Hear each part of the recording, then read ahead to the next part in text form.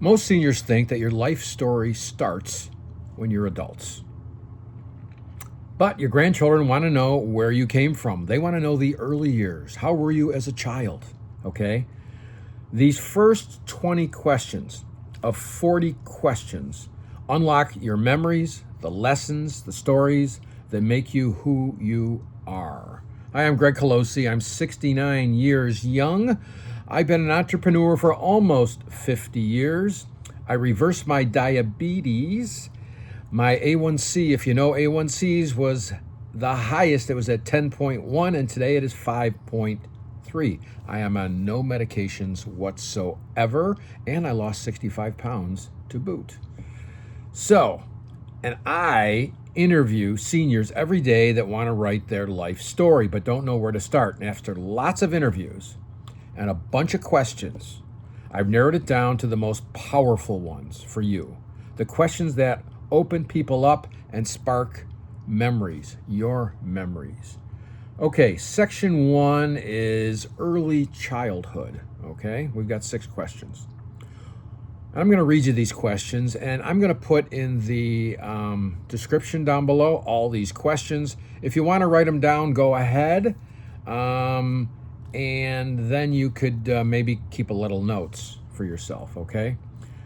Question 1, what is the earliest memory that you can see clearly? What do you remember as a child? Question 2, what did your childhood home look like? What did it smell like? What did it feel like? I know the smell in my house. My dad his parents both came from San Cataldo, Italy, and of course with Italians, sauce is a big thing. My mother is primarily German. So I'm half German, half Italian. Even though I look like the Italian, I do have some German characteristics, as you will find out, okay? Like the Germans are very direct, just like me. I got it from my mother, I guess.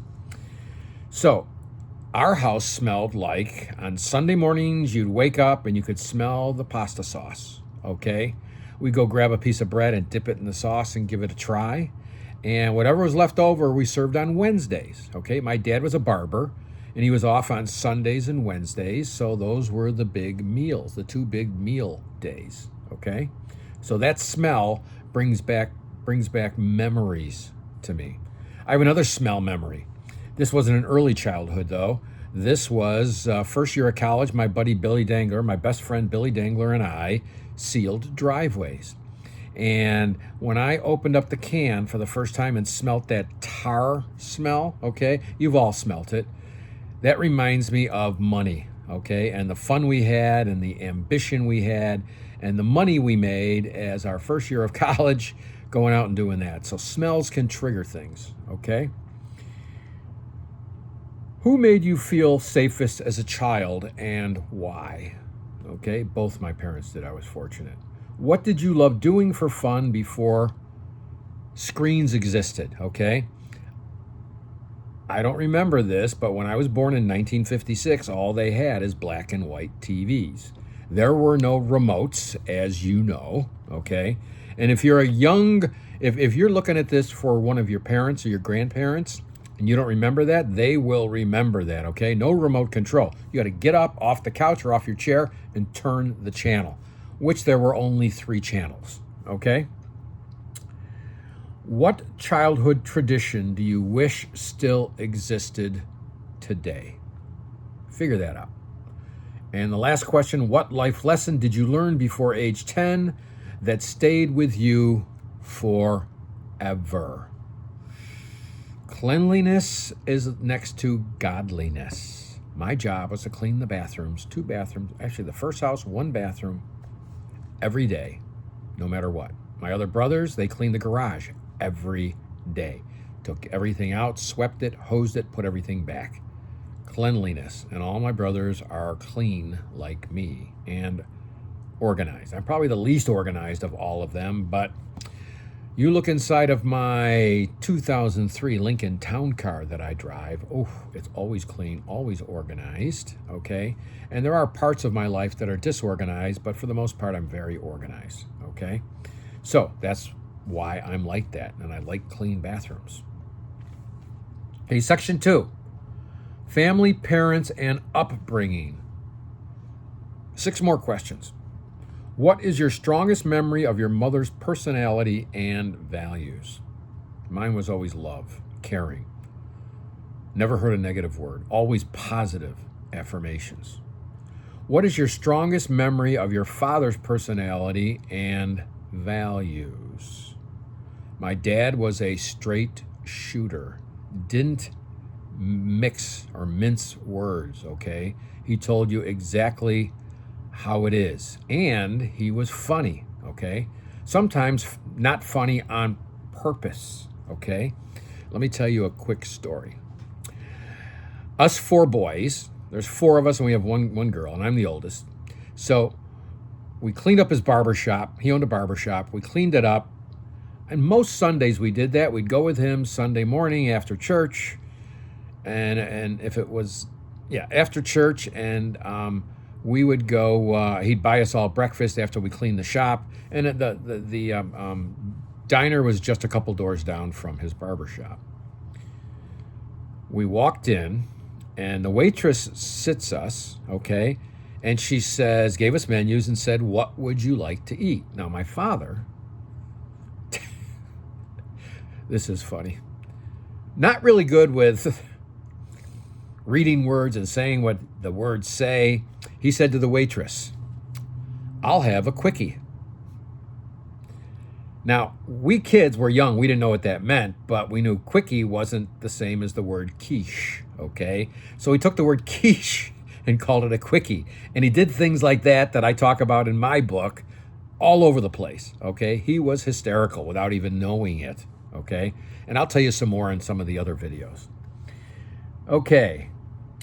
What was the feel of your home growing up? Was it peaceful, strict, chaotic, loving? Okay. I grew up in Leave It to Beaver land, and you all remember Leave It to Beaver. And if you're a youngster, Google it, okay? It was June and, what was his name? There was Wally, there was Beaver. Anyway, June and, what was his name? Anyway, everything was perfect, okay? We grew up in Leave It to Beaver land. What did your parents teach you that you didn't appreciate until adulthood?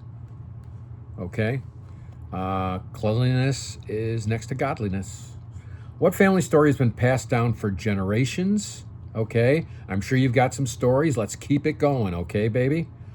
What's one thing you wish you could say to your parents today? I know, I get teared up when I think about it. Thank you, okay? Thank you, and I miss you. Excuse me. I'm an easy tear-upper. Okay, section 3, the teen years, high school, and independence. 6 more questions. What were you most passionate about in your... I'm not even recording, am I? I am. Oh, okay. What were you most passionate about in your teen years? What was your reputation in high school?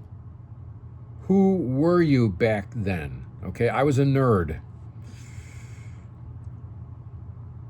Eventually you'll see this picture. I don't want to show it yet, but I look like I was 12 years old when I graduated, okay? So I was picked on constantly.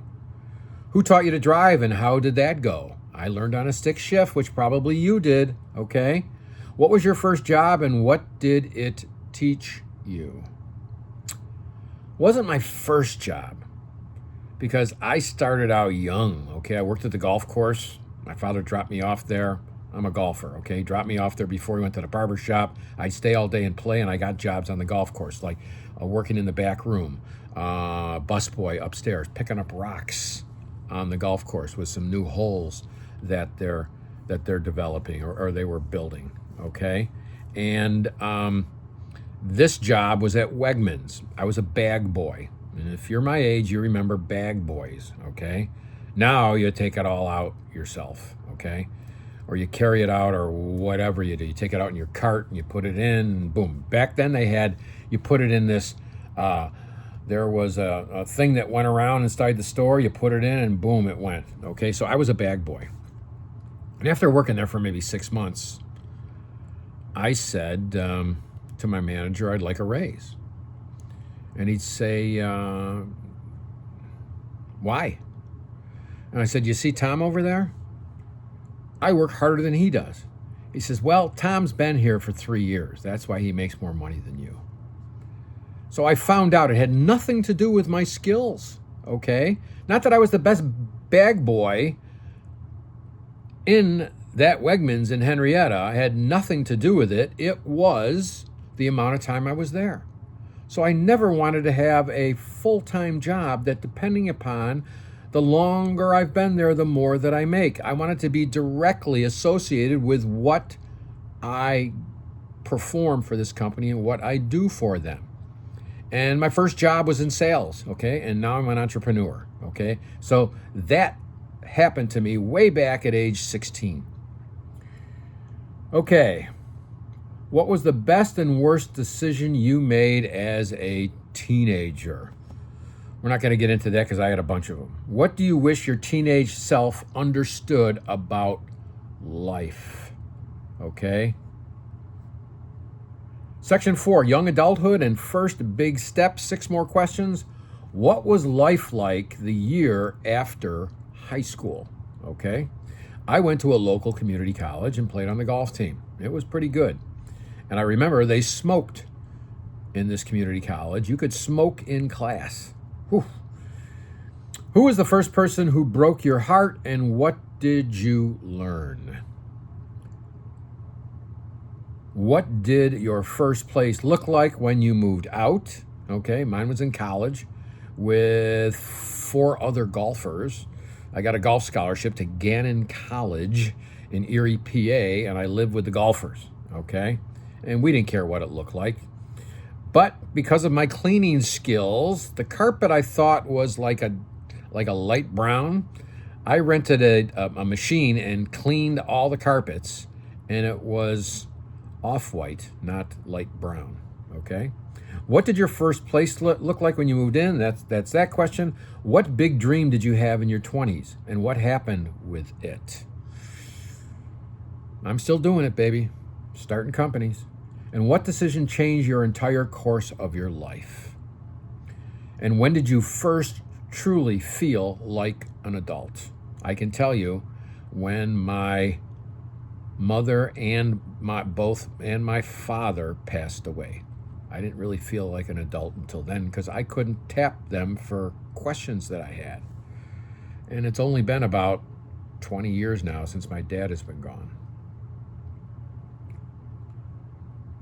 When did you first truly feel like an adult? That was it right there. That was it.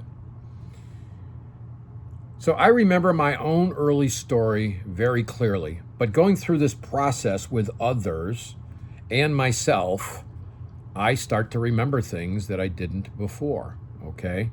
And the lessons I didn't understand until decades later. These are the exact questions that unlock your best memories, okay? If you want to know how ready you are to write your life story for your grandkids, click the link in the description down below, okay? And you're not actually going to write the story, okay? We record it. Or you can do it yourself and record it, and then transcribe it, and then write it out, okay? So I don't write books like that anymore. This is one of my books. You can find it on Amazon, okay? I wrote this the old-fashioned way with a keyboard, okay? And the last 2 books before my life story book, which I'm finishing up right now, I wrote record it, transcribe it, and change it, okay? So that's how I suggest you do it. It is the easiest way because you don't get writer's block, okay? You can just ramble on and on and on and on and on, and then later on you can go through and change it, or we can do all that for you, okay? So that is it for this. There will be a part 2 coming out very soon, like in the next day or so. So this is part 1. If you got any questions, leave me a comment down below. Thanks for joining me, and you make it a great day. Bye.